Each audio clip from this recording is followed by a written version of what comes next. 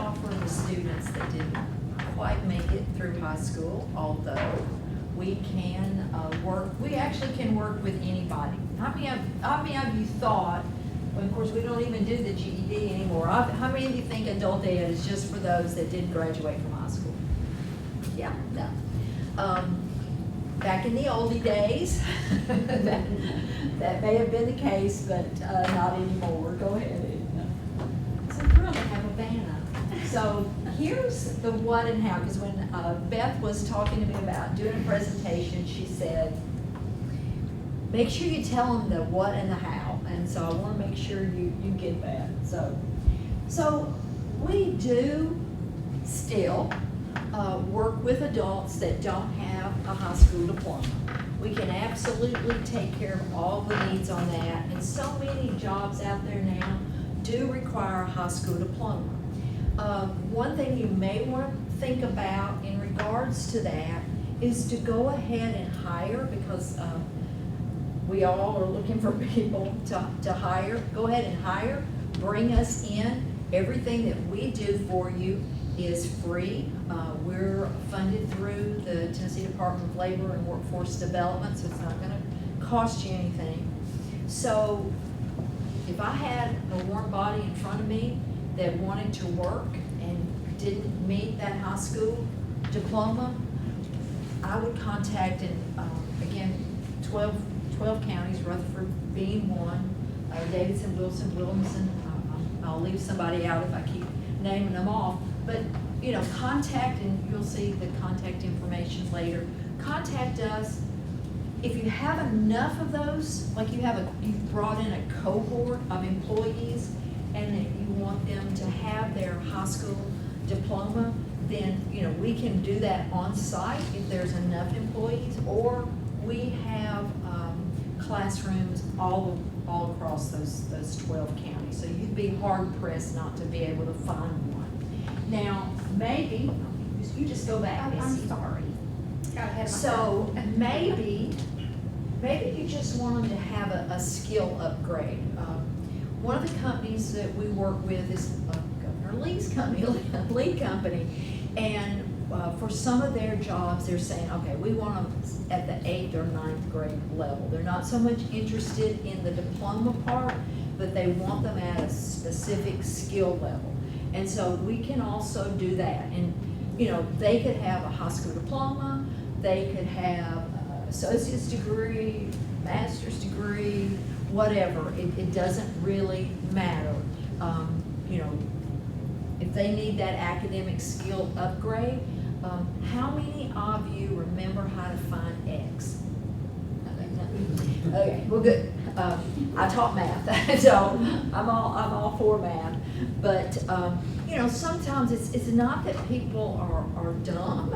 It's just that you forget. You know that, oh, if you don't use it, you lose it. So you know, sometimes you just need you've got a group that you're wanting to upskill or upgrade in their job, and you'll just bring people in, and we can come in and help get their reading and math level up.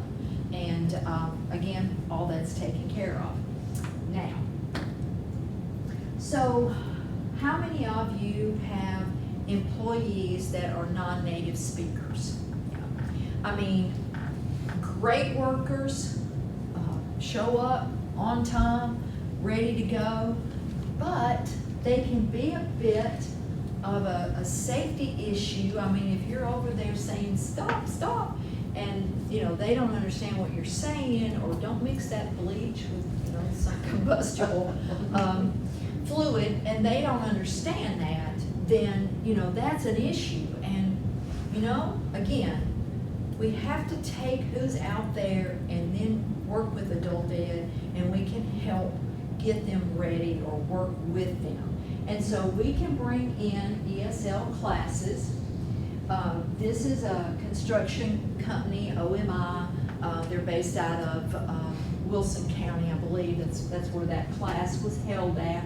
And they did that class, I mean, I'm talking about in the wee hours. I was so amazed that we found a teacher, but she would go in and teach them before they went out on the site. And great workers, but just needed needed to understand English better. And so we offered a class there. I'm gonna let Matt talk about Nissan. This is a class that we offer at the Tyson plant in Goodlettsville. And again, same thing, highly international group of workers there. And I've never heard so many different languages being spoken. And we have a program there where we teach ESL. So Matt, take it away. So I was just going to mention that, I do appreciate them offering the ESO class for us because, Nissan is a very, very large company, and we have a lot of people that are coming in and out the doors, and the jobs range from, production workers to people that are cleaning the bathrooms, cleaning the machines. It could be a wide variety of jobs out there. So we have many people that, that speak, English is not their native language. You made a very valid point about safety. So me and John talked about it yesterday, so every day we have shift start meetings. If a supervisor is reading a shift start memo, or he has something that's changed, or any kind of safety awareness or alert, if they don't understand what you're saying, it's very bad. So they could continue to do the same bad habits or continue to do the same thing, and they get in trouble because they didn't understand the memo. But we offer these classes. It's completely voluntary. They come in after they work nights, or we even have one in the afternoon. So after they work day shift, they're able to come in here on their own time. I can't remember how many languages there are. 17 different languages here that we're able to work with you guys to help improve the language skills.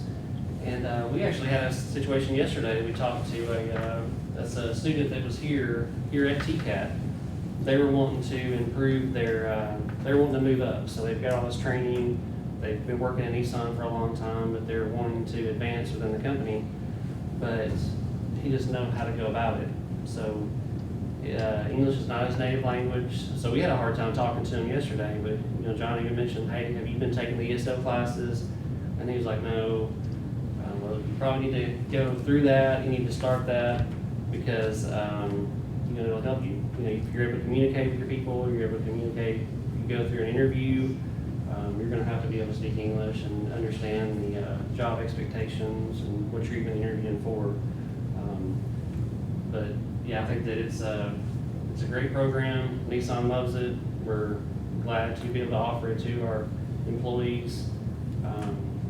But the main thing is we get awareness out there that hey, it's available, and kind of keep pushing people. Hey, this is available to you. And the thing is with hiring people that speak different languages, Nissan is very diverse, and diversity is very good within our company because it always every culture brings new ideas and new thoughts, new processes, and we're always learning from each other. And like she said, I've been here for 27 years and worked by so many different people, so many different cultures. I even worked online, learned to speak a little bit of Laos. I could still count to 10 and say certain phrases I can still remember to this day. But that's just by working with each other. We could go car to car, and she tried to teach me, a certain number, then repeat it over and over. And but we value those employees, and we're appreciative that you guys are able to offer that. But I know you're going to mention some other stuff too. But we've been working with Brian from your group, and we did a little brainstorming yesterday, trying to think, what programs can we do to increase the skill of our workforce. And I'm not looking at my phone for texting, but some of the stuff that you talked about was HiSET for the high school equivalency, then the citizenship application. And I know some of the stuff is custom that we could build into. And then communication skills, which we mentioned ESL, and also manufacturing language.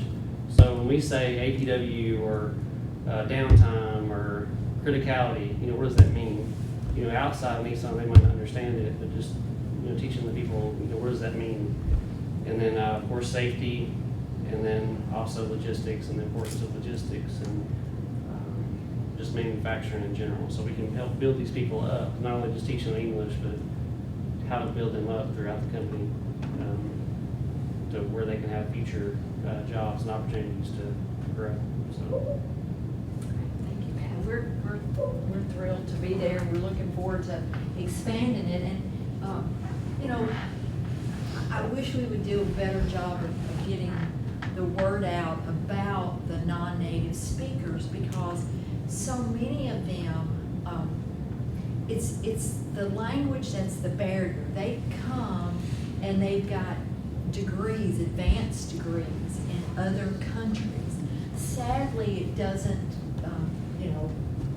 there's no process for us to accept those credentials in many cases, but when you've got an engineer working on your line and their only barrier is English, then you've got a gold mine there. We just got to get them up to speed with that. And a lot of times, and maybe this is just leftover misunderstanding, is that they assume because they can't speak English, they don't have the other work skills that go along with it. Of course, that's not the truth, and that needs to be out there more and more, because we've run into that everywhere, every company that we've worked with. Yes, sir. Before you go anywhere, I'd just like to say one thing about the ESL class for everyone. It's so unique, the teaching method that they have. It doesn't matter about the language that that person speaks. Each class has maybe 3 to 4 or 5 different languages in that same class. But the way they go about teaching the English language it works for all of them. It's a very unique process. They do a great job at it. So don't think the language is going to be the barrier, because it's not. It's a really good process. And because I was at Tyson and helped recruit students, like I said, I've never heard so many different languages. And depending on, we always give an assessment so that if somebody's, more advanced in English, is not going to be, in a class with somebody just learning the very basics. And it didn't matter what class they were, what, nationality, what language they spoke. Saw the same thing. We do some work also with Wilson County Schools with their non-native speaking parents. And we had a registration with them. And, I was expecting, again, my lack of knowledge, I was expecting it to be mostly Hispanic, but we had Spanish speakers, we had Arab speakers, and whatever they speak in Uzbekistan. I don't remember, but it didn't matter. They were all there together, and they were all there to learn. It was a beautiful picture. It was. Any questions on the ESL program? I have a question. Yes, ma'am. So you mentioned about it's not necessarily the language. So do you have different languages in one class to speak English, or is it separated by language? So is it all at once? Again, depends on their level. Okay. We give a test in reading and listening. It's called a CASA. Some of you, if you're an educator everywhere down the line, you may be familiar with that. So we have to, because it's federally mandated, and we place them in classes based on their ability. Now, if you don't have a large number of students, then we can teach multi-level classes, but really just depends on the number of students. So yeah, yes, ma'am. I have a question more so for Matt. Did you find that offering a program has helped with retention at all? Oh yeah, because it gives them, me and John talked about it yesterday, it gives them, if you give them hope, if you give them opportunity to better themselves, and get them in front of people, you're skilling them up, so it gives them opportunity to put in for other jobs. Nissan, we try to promote within as much as we can, so we do look at the employees as, hey, can we build you up to here? Can we take you from, we call it picking and packing, can we take you from picking and packing to the main line? Can we take you from a warehouse job, whether it's Owen or Kelly or whatever contractor we use, can we bring them into the next level, whether it's getting them into production? So we were talking about how do we build up our workforce, no matter where they're at, what can we offer them? Whether it is communication, interviewing skills, resume writing, what can we do to build our employees up? Because we're building ourselves up when we do that. And I just think that, I know you mentioned the different languages at one time. Part of it is the software, right? So they're using software, computers, but then I know when I visited the class, they were doing some online, but then they go up there and talk about phrases. So they, every day-to-day phrases, how are they using, how do we work together in teamwork And we can also incorporate things like that safety memo Right. that you're talking about. We can incorporate those in our classes. And the program that we use is Burlington English. And the teacher uses it to teach in the class, but it's also available for the student, like on their smartphone or tablet, so they can also practice at home during the same programs. they're using manufacturing talk, during the class as well, is that what they were talking about? Contextualized. Yeah, so it's not just generic, hey, I see this tree, it's very manufacturing based, and it's helped I think it's definitely helped our workforce. I work at Swan Cosmetics and we're German owned. So I have German in my facility, I have Hispanic, I have Laotian, and I think they would benefit for Oh, something like huge. this. So it's like all of them together, I'm like, But the key is you have a much more engaged employee.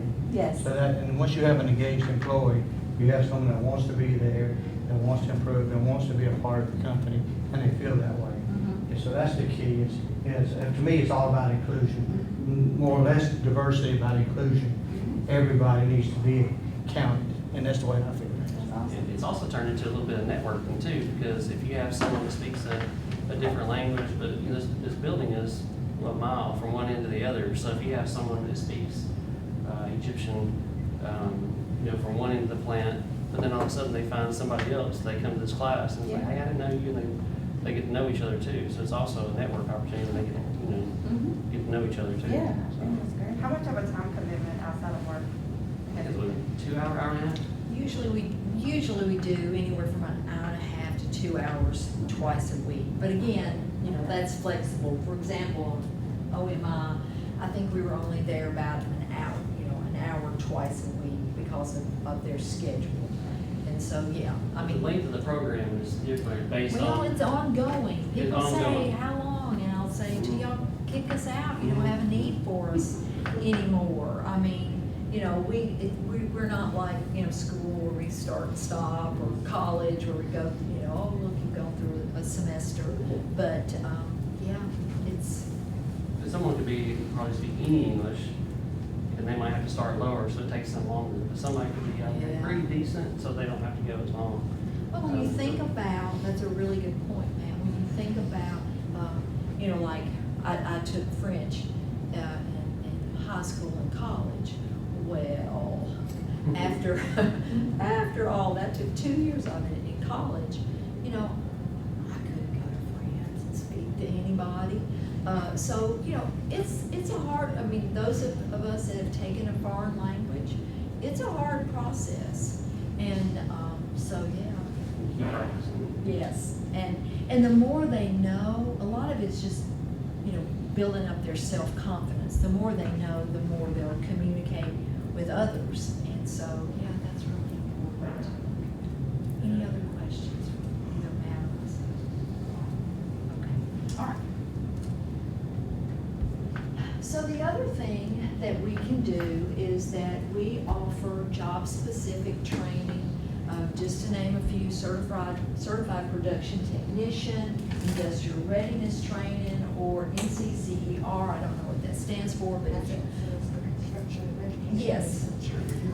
I was gonna say, it's something to do with construction that helps them learn the basics, so then they can decide what they want to specialize in, whether electricity or sheet metal or regular construction, but just the basic foundation of that.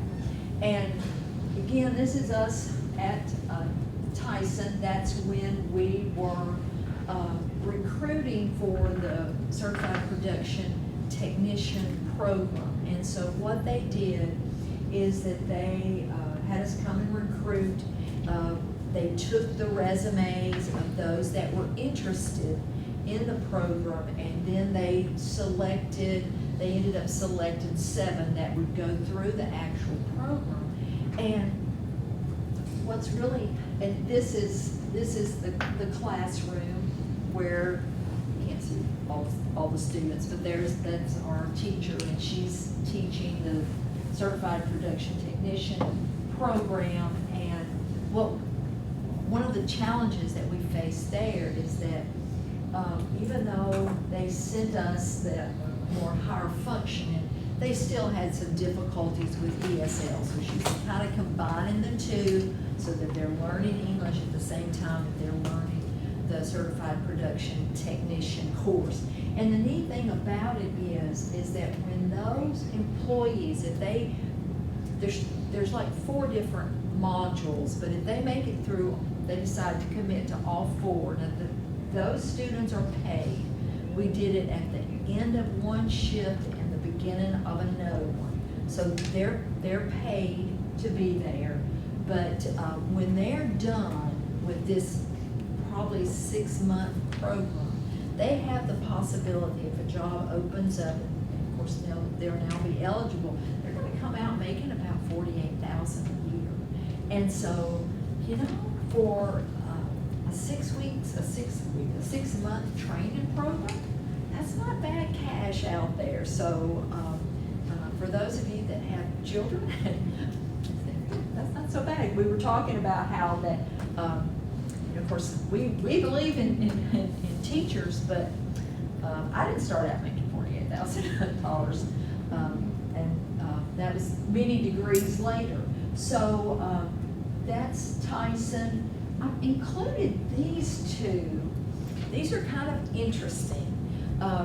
These are obviously justice-involved individuals. Have y'all heard that's the new phrase, justice involved? I have to retrain myself. This was a class that we did, that's our AE teacher. This was a class that we did in conjunction with Nashville State Community College. It was an industrial readiness training course. It lasted about 2 weeks.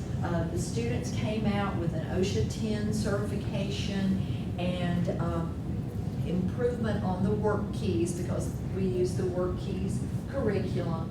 And the idea was, this was probably in Houston County. The idea was that when these students came out, then they would have this additional certification that would help them get a job. And so we ran a program in Houston and Stewart County jails for that one, and then Houston and Stewart County brought students together for a female class. And so that one, that one was pretty cool because they were so proud of their accomplishment. And then this one is very unique. That's Lee Company. What Lee Company did, and this is with the NCCER curriculum, this is Lee Company's trainer. His name is Ryan. Ryan was I guess maybe he still is a felon, I don't know. He spent several years in the big house, not just your local jail, got out, made something of himself, and that's him. He zoomed into the Dixon County Jail and the Davidson County Jail and taught those justice-involved students via Zoom. And so, you know, they hit both of them with the same class, and it was a really nice delivery method.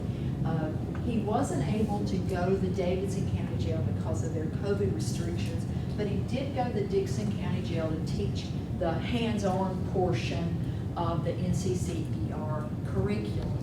And how they ran that program is that their HR department, well, first of all, the HR department told the jails, this is the criteria.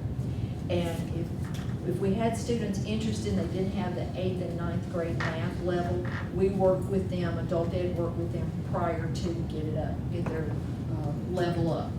And so they told them, okay, we can't have any sex offenders or burglars or you know, they listed out their qualifications because they're gonna be out there working near schools or, you know, could be in people's homes. So that took care of them.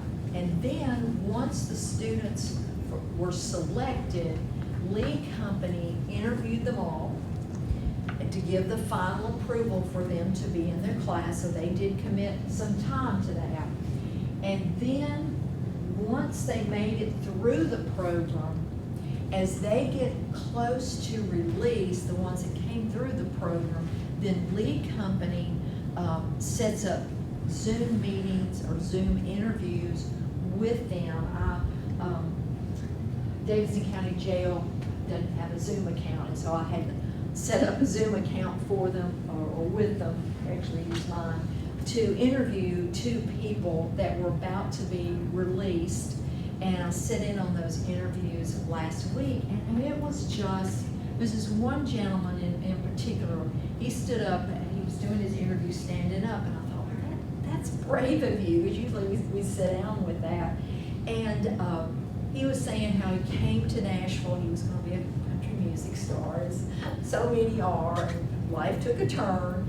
And he said, thank you for giving me this opportunity, so that I'll have a place to go before I'm released and won't have to go back to criminal activity to make ends meet. And it was, I'm not saying it is good. You know, like, you have those Zoom moments, you think, darn, why did I not hit record? That was one of those Zoom moments. And so that one's been, very successful. We're going to repeat that one again. But the justice involved individuals, if you have an interest in that, we can help facilitate getting that going. And all you have to do is say, these are the requirements, and the jails will work to make that happen. But they've been really good programs. So obviously, yeah, we can do academic skill upgrade, we can teach your employees English, but we can also facilitate the other job-specific training. Yes, sir. What content is in the Certified Production Commission? That's a Brian question. Okay. I know the first 2 modules are quality and safety, and then he can tell you the next 2. Okay. I'm sorry. That's okay.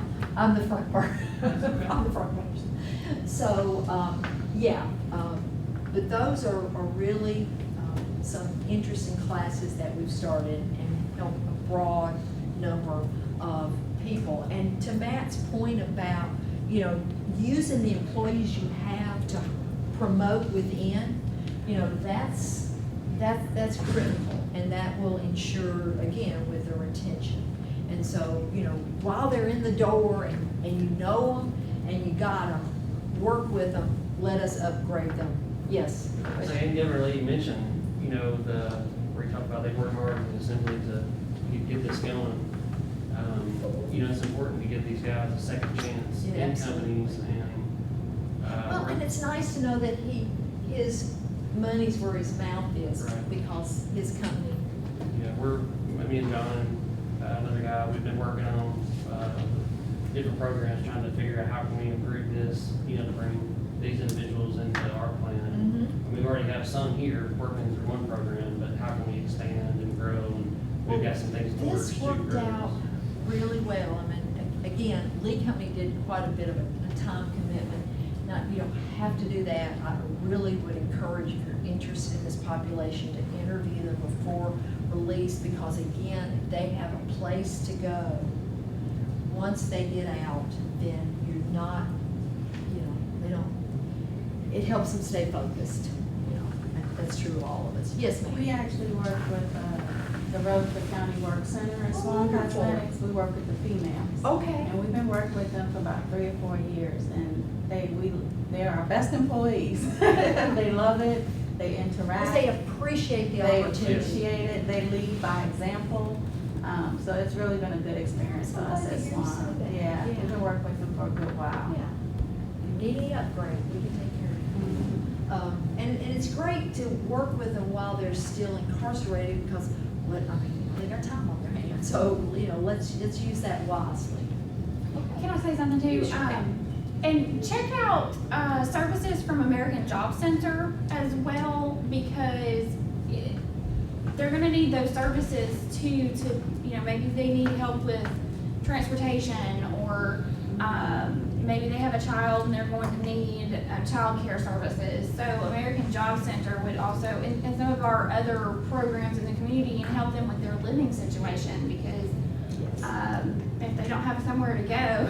That's one thing I'm working on right now with the Davidson County Sheriff's Office, is that, one of their employees has me on speed dial, and she said, gotta get up a gas card. It's like, that, but don't do it. But what we've done is connect them, to, the American Job Center with the WIOA program, so that they can get them signed up prior to release. Of course, that means they've gotta have some documentation, like birth certificate, some sort of ID, social security card. But again, work on that before they get out, so once they're out, people aren't going, well, how am I gonna get that bus card, or how am I gonna get a gas card?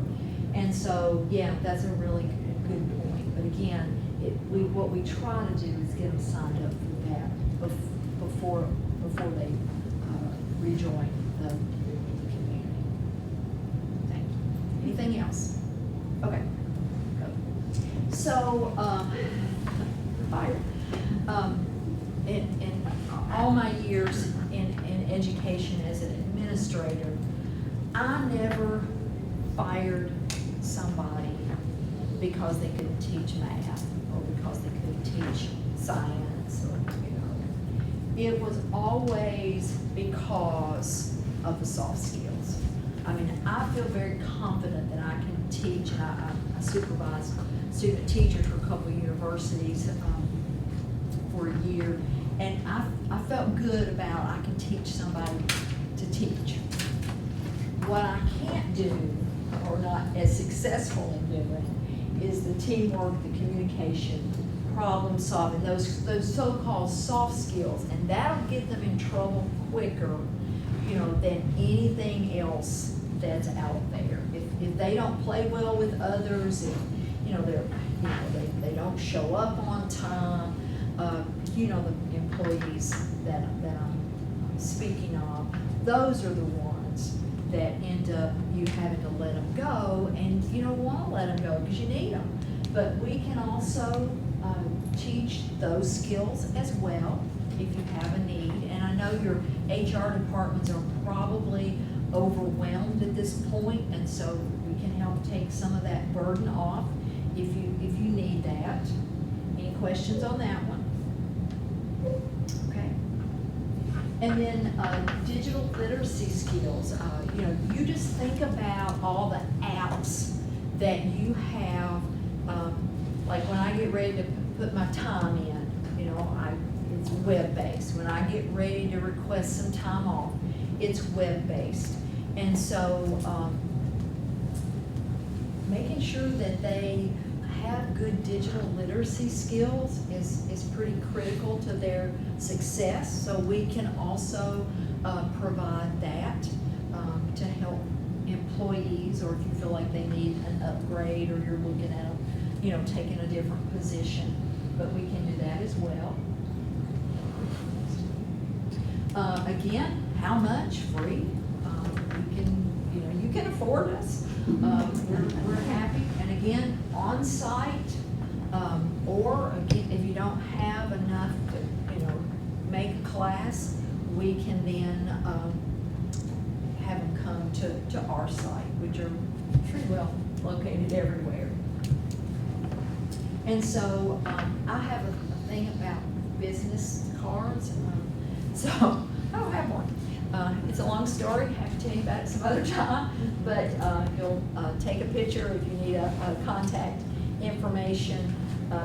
There we are. Brian Criswell, he's over in another session.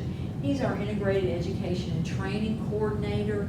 He's the one that really speaks more CTE. I have a little background in that. I was principal of a STEM high school when I was in Colorado, and so I can sort of speak it, but not as good as he. And he actually former Nissan employee, so we're kind of proud of him.